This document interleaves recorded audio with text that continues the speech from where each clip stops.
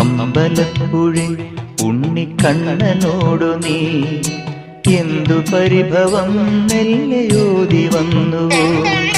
കൽവിളക്കുകൾ പാതി മിന്നി നിൽക്കവേ എന്തു നൽകുവാൻ എന്നെ കാത്തു നിന്നു നീ? തൃപ്രസാദവും മൗന ചുംബനങ്ങളും പങ്കുവയ്ക്കുവാനോടി വന്നതാണു ഞാൻ. രാഗചന്ദനം നിന്റെ നെറ്റിയിൽ തൊടാൻ ഗോപകന്യയായോടി വന്നതാണു ഞാൻ. അമ്പലപ്പുഴി ഉണ്ണിക്കണ്ണനോടു നീ എന്തു പരിഭവം മെല്ലയോ